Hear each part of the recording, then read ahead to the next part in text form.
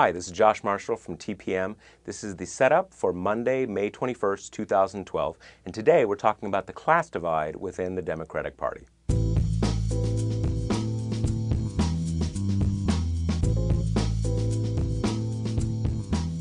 Yesterday, Newark Mayor Cory Booker went on Meet the Press as a surrogate for the Barack Obama campaign and did something pretty strange. He disagreed with one of the centerpieces of their campaign, namely the attack on Mitt Romney over his time at Bain Capital. This kind of stuff is nauseating to me on both sides. It's nauseating to the American public. Enough is enough. Now, this doesn't just put Booker on the wrong side of Barack Obama, it basically puts Booker on the wrong side of everybody who's ever run against Mitt Romney.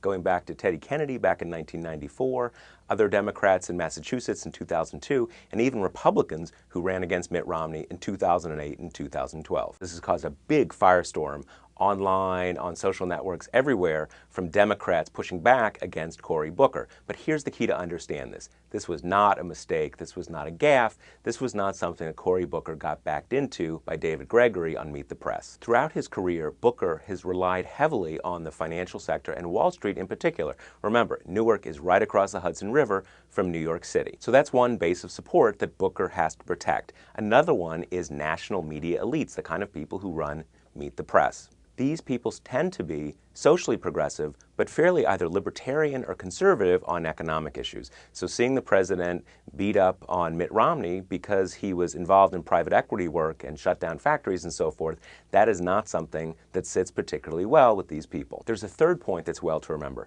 President Obama isn't doing quite as well today as he was 2 or 3 months ago.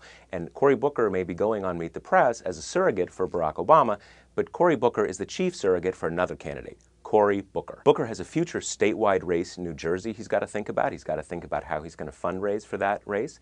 And he's also, not immediately, but also thinking someday of succeeding President Obama as President of the United States. Booker probably got a little more pushback than he anticipated online and around the country from Obama supporters yesterday. So late in the afternoon, he went back on YouTube to kind of push back on what he had said. And his new line was that he wasn't really talking about Bain Capital. He was talking about negative campaigning generally and how that's not a good thing. Quite simply, that argument does not wash. What Cory Booker is trying to do here is straddle this line between the base and the mass of the Democratic Party around the country and a particular set of donors and investor class supporters who've been very critical to his rise.